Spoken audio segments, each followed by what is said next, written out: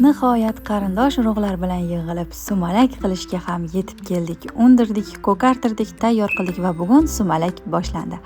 Ammajonlarim boshchiligida mana sumalakni ham solmoqdamiz. Juda ham ish ko'p ekan. Unlar elandi, suvlar solindi, so'ki chiqarildi sumalakni. Undan tashqari mana ko'lab turibmiz. Qumoqlari ketish uchun, lekin hali tagiga olov yoqilmagan. Bu yerda qaynasinglim moshxo'rda qilyaptilar.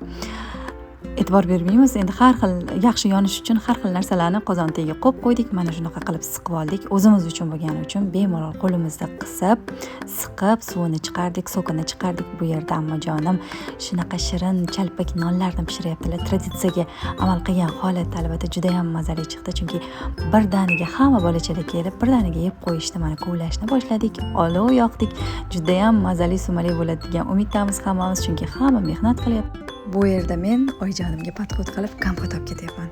Oyijonim uzoqda juda ham charchab, holdan toyib, issiqda o'tirgan edilar. Juda ham xursand bo'lib ketdilar. Undan tashqari kompotni hammaga uzatdim, chunki qishga 78 ta kompot yopganmiz. Mana sumalagimizni qumoqlari nazarimda ketdi.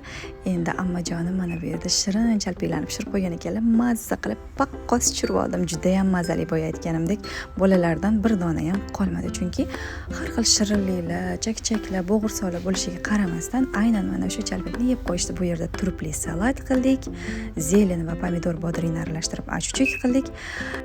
Yorim esa bizga shunaqa choyxonacha palov qilib beryaptilar. Shunaqa shirin, shunaqa mazali chiqdi, ishoninglar. Shunaqa jizzalari bilan to'ramcha qilib, o'choqda yetmaganidek juda ham zo'r bo'ldi-da. Sumalagimiz o'ziga chiroyli rangni olib, mana qaynashni boshladi. Biz bu yerda fotosessiya qildik.